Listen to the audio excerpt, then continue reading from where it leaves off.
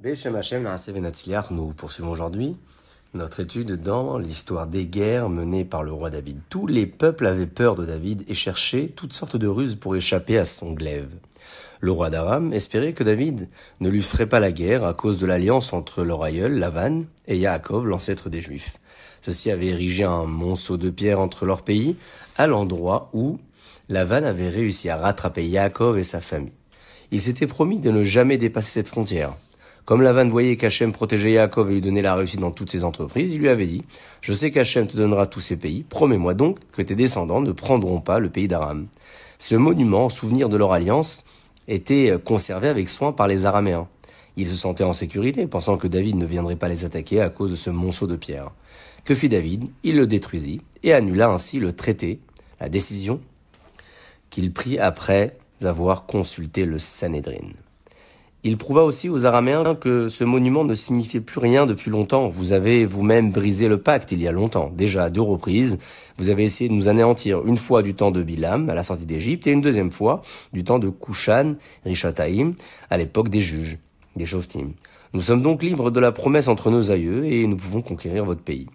Les Araméens avaient un guerrier redoutable surnommé Shovar, parce qu'il était fort et haut de taille, et comme un pigeonnier, on l'appelait Shovar.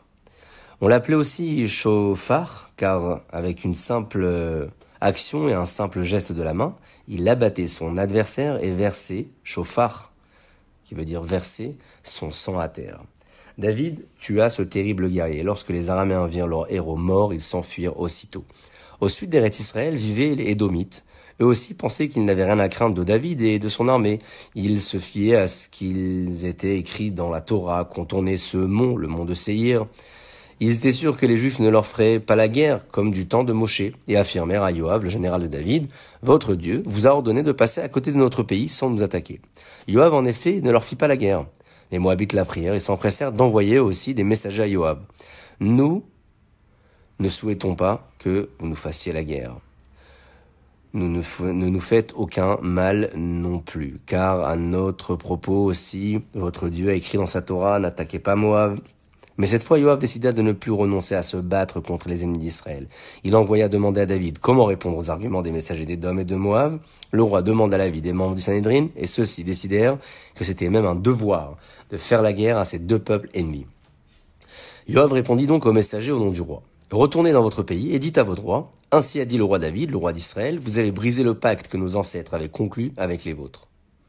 Vous avez employé Bilam pour maudire notre peuple à la sortie d'Égypte. Vous avez appelé les Ammonites et les Amalekites pour nous attaquer, du temps des juges et du juge Ehud ben Gera. D'innombrables fois, vous nous avez harcelés, vous avez essayé de nous anéantir, nous n'avons donc plus aucun engagement envers vous. » Puis Yoav rassembla son armée et partit leur faire la guerre, il en sortit victorieux avec l'aide d'Hachem. La piété de David se dévoila souvent au cours de la bataille. Un jour, les Pélishtim se cachèrent dans les champs d'avoine appartenant à des Juifs. David partit avec les soldats pour les saisir. Bien que ses chevaux soient affamés, David ne permit pas de leur enlever la muselière. Il envoya demander au Sanhédrin s'ils avaient le droit de nourrir ces bêtes d'avoine et de rendre aux propriétaires des lentilles qu'ils prendraient des champs des ennemis. Les Chachamim lui répondirent qu'il ne voudrait pas lui dire ce qui lui est permis ou interdit. En tant que roi, il pouvait disposer des champs et des sujets. Mais il déplairait à Hachem qu'il nourrisse ces bêtes d'avoine qui ne lui appartenaient pas personnellement. Le roi ne se vit pas vexé par cette réponse.